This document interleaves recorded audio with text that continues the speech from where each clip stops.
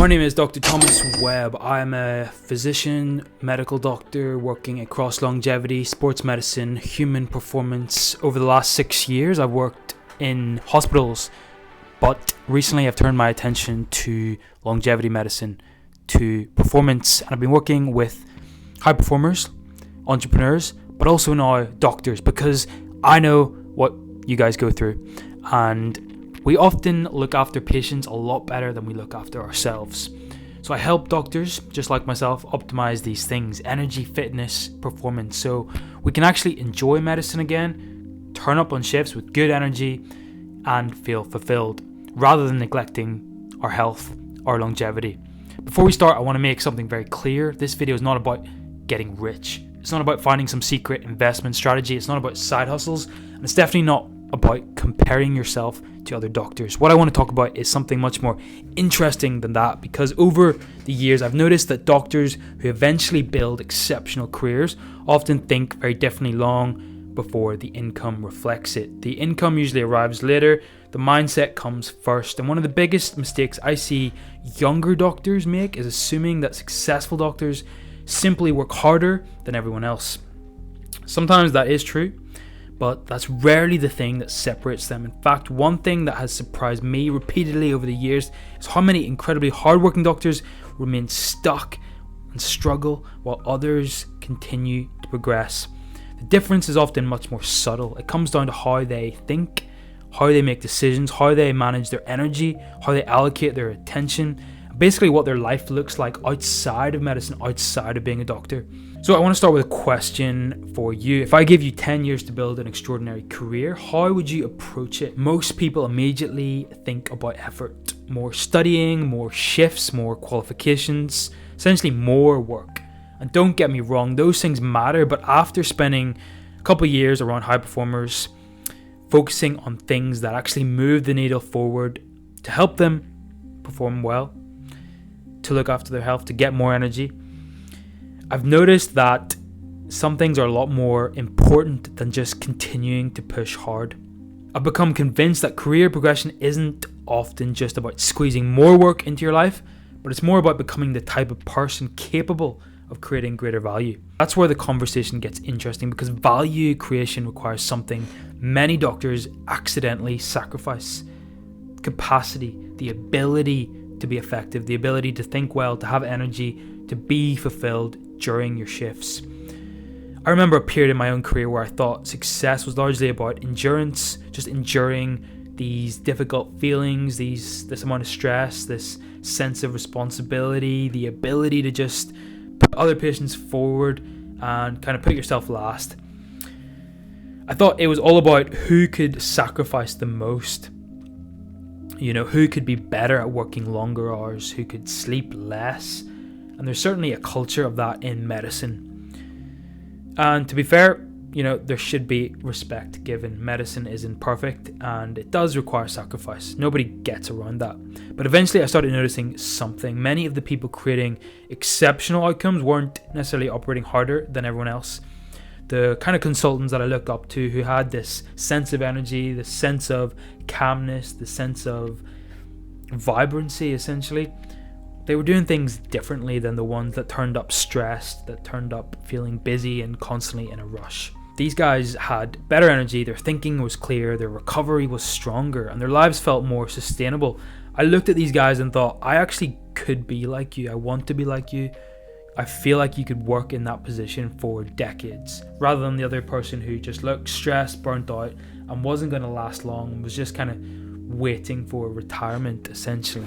So one concept I wish I'd understood earlier is that energy is multi-dimensional. Most doctors think about energy purely in physical terms. Do I feel tired? Am I sleeping enough? Should I drink less coffee?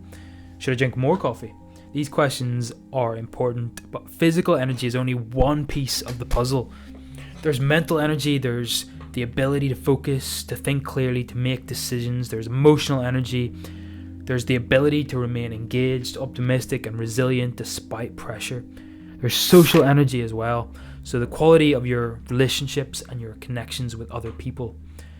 and your ability to get on with your colleagues as well in a low stress, low ego state. These things are all very important and make you be a better doctor, be a better high performer. The sense that what you're doing actually matters, the sense that your life has direction, and the sense that you're not just a one-dimensional doctor, but you're the type of person that has other things going on with their lives, other things that give you energy as well.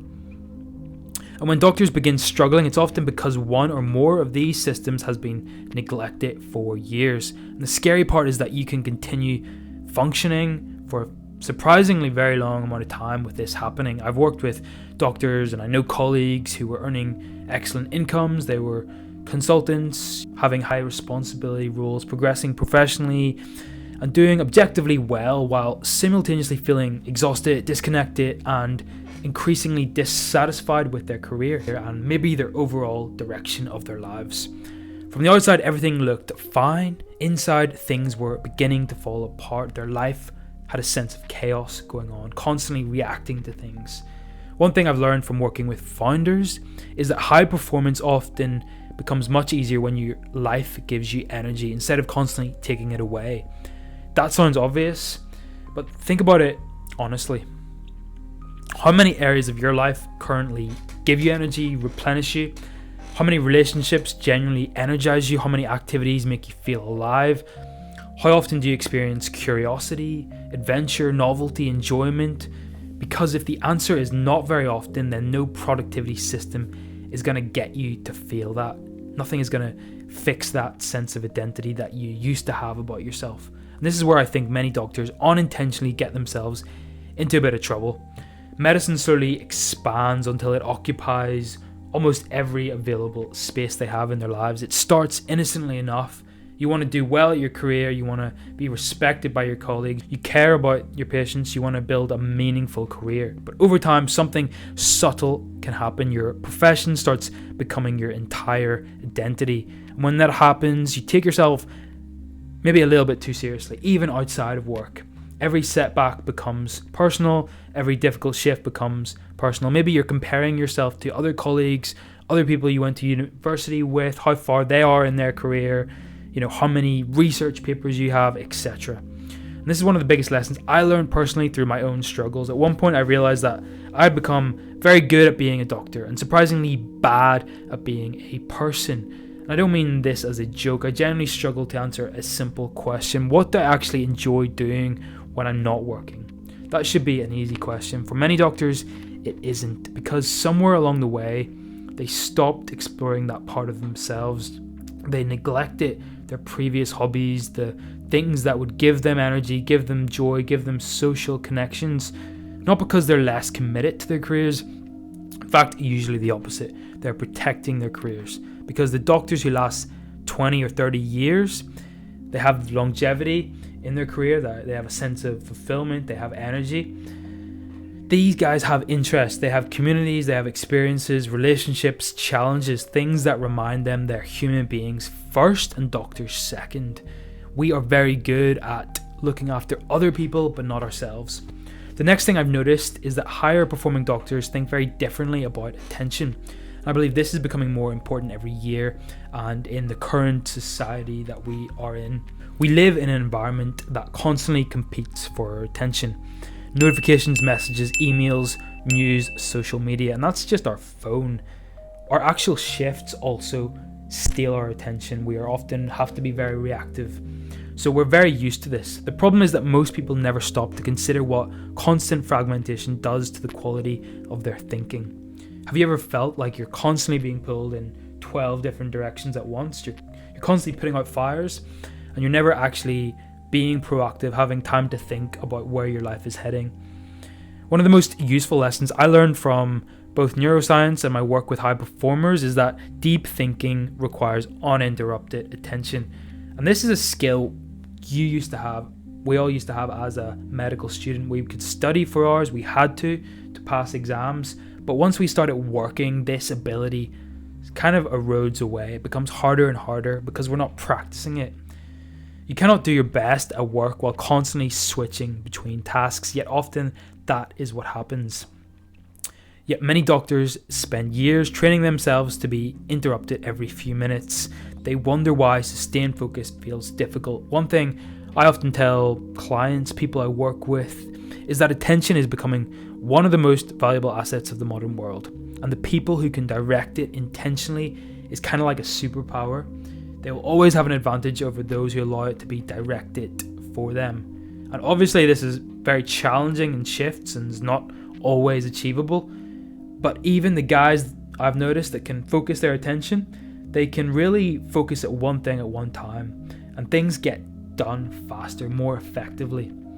Because attention, energy, recovery, and performance are all interconnected. Many doctors assume they're dealing with a motivation problem when they're actually dealing with fragmented attention. And when your attention is constantly fragmented, you feel like you're being pulled in multiple directions. This can feel like burnout. This can feel like chronic stress, emotional exhaustion, or years of accumulated recovery debt.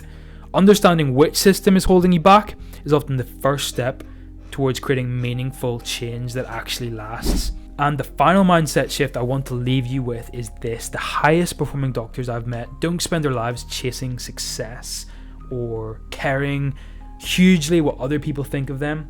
They spend their lives becoming the type of person capable of handling success.